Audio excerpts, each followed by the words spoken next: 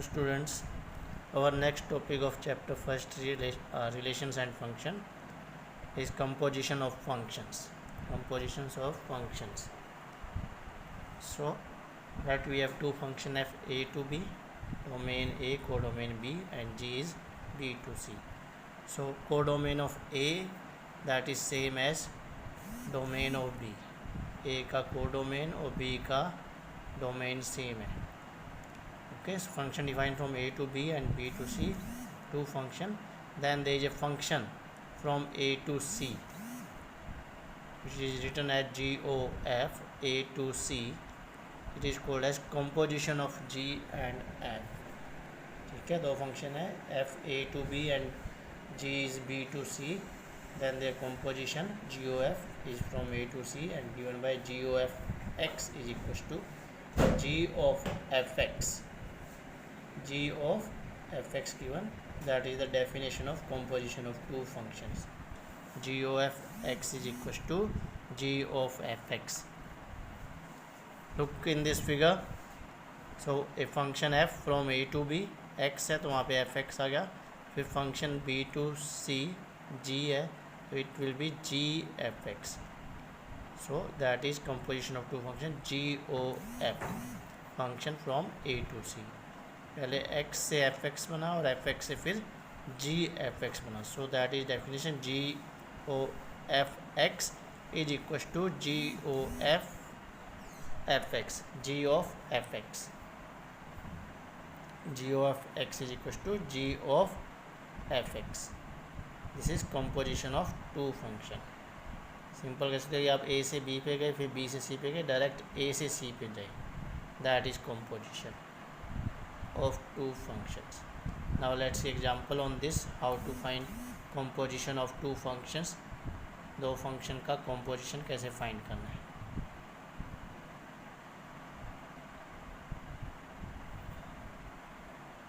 Now look at this example. Find GOF and FOG find करना है.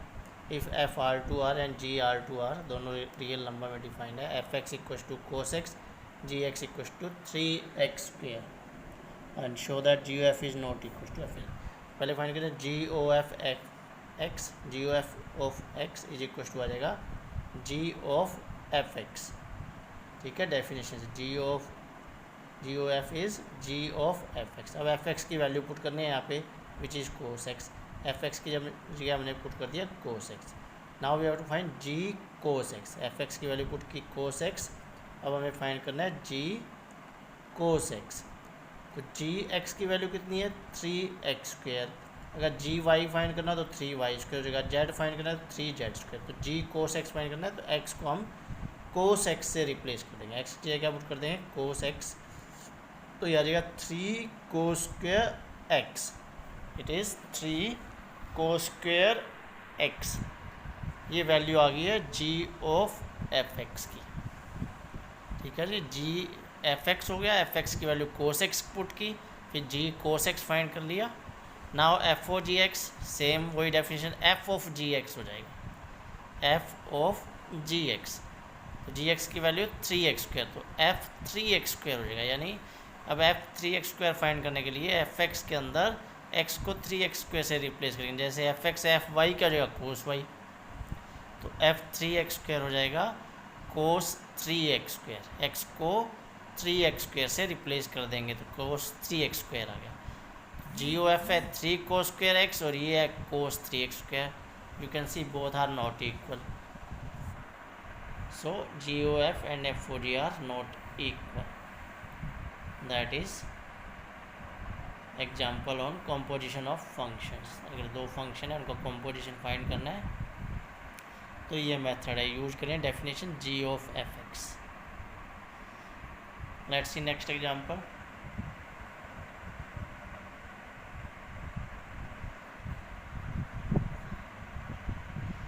Next example is,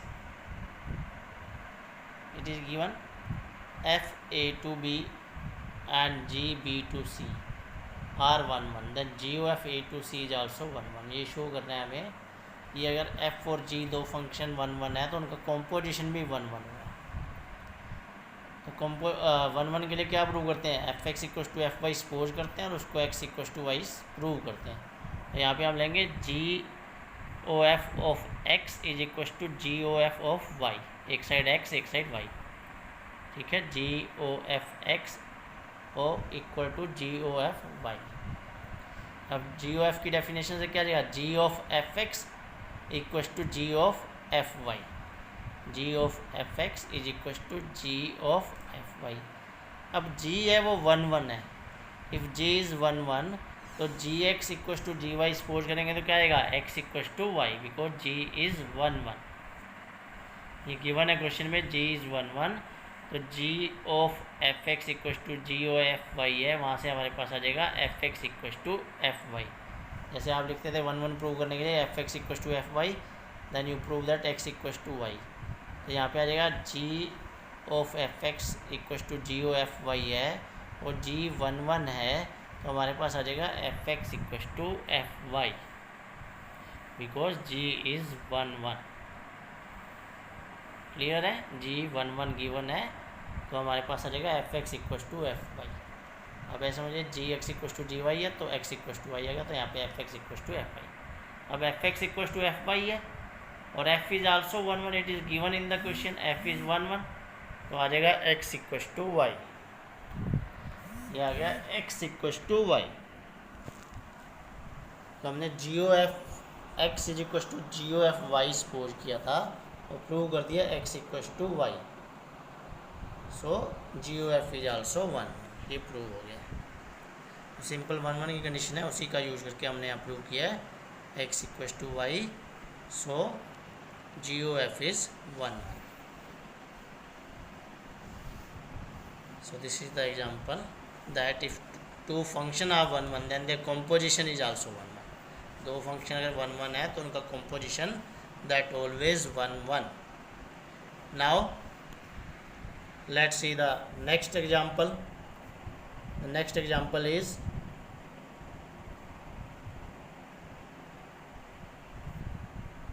we have to find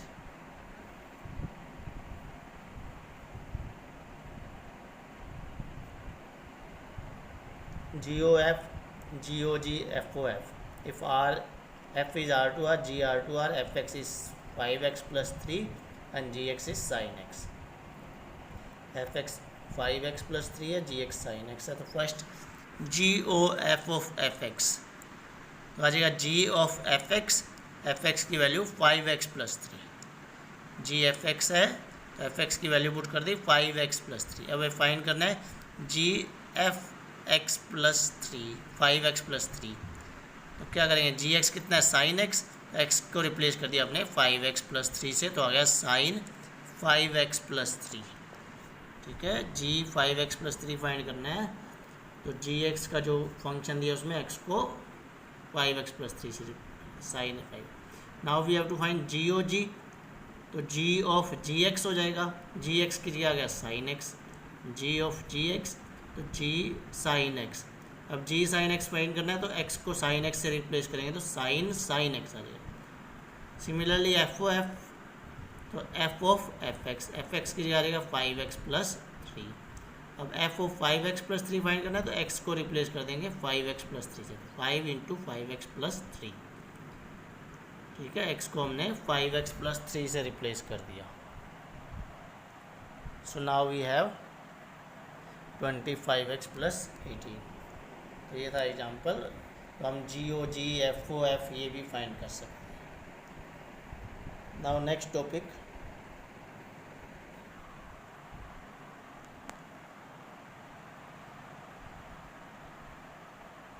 next is inverse of a function.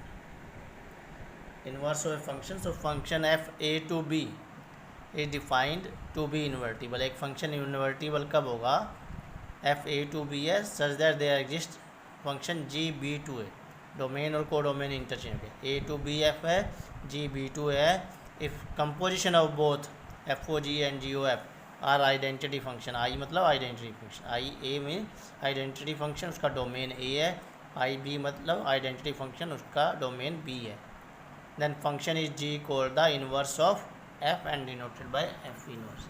ठीक है, दो function है f(a)(b) और g(b)(a), दोनों के डोमेन और कोडोमेन इंटरचेंज हो गए। अगर उनका कंपोजिशन आइडेंटिटी फंक्शन आता है तो हम बोलते हैं these are inverse of each other, ये एक दूसरे के इनवर्स है। Look at this figure, function defined है फ्रॉम ए से बी, ए से बी ऊपर है एफ एक्स, तो ए हो गया डोमेन ऑफ एफ और बी हो गया रेंज ऑफ एफ। अब इधर से एक फंक्शन डिफाइन करें बी से ए में, पहले ए से बी में था, एरो देख लो आप, अब बी से ए में है, तो जो बी है वो डोमेन ऑफ एफ इनवर्स हो जाता है और ए हो जाता है रेंज ऑफ एफ इनवर्स, और इस फंक्शन को बोलते हैं एफ इनवर्स एक्स।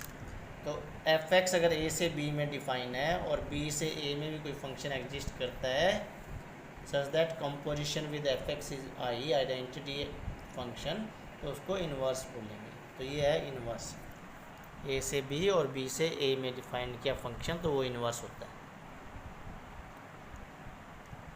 नाउ तो इन्वर्टिबल चेक करें फंक्शन है कि weather a function is invertible और नॉट, तो उसका उसके इनवर्स के साथ जो कंपोजिशन है वो आइडेंटिटी मैट्रिक्स है। Other thing is that if F is invertible, कोई फंक्शन इन्वर्टिबल है that is always 1 1 on 2।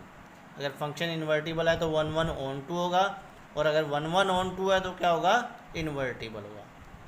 Invertible है तो 1 1 on 2 जरूर होगा, और अगर 1 1 on 2 है तो वो इन्वर्टिबल होगा।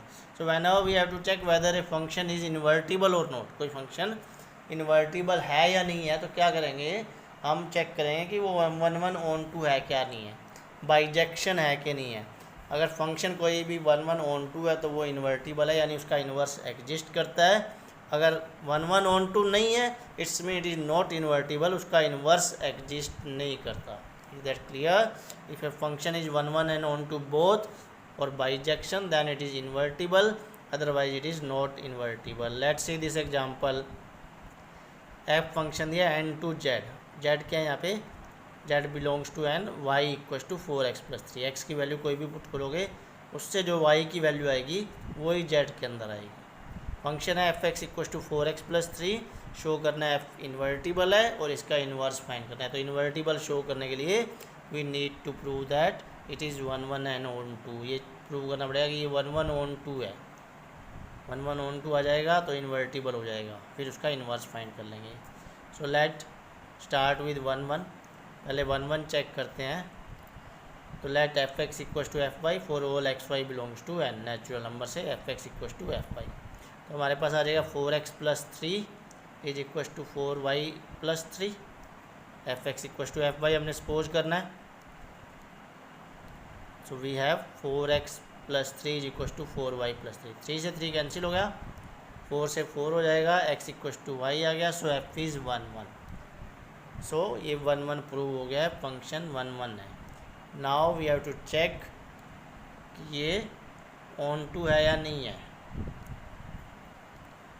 तो let f(x) equals to y, f(x) equals to y, so 4x + 3 equals to y, और यहाँ से x की वैल्यू फाइंड करोगे आप, 4x + 3 is equals to y आ जाएगा, तो x आ जाएगा यहाँ से y - 3/4, ये आ गया y - 3/4।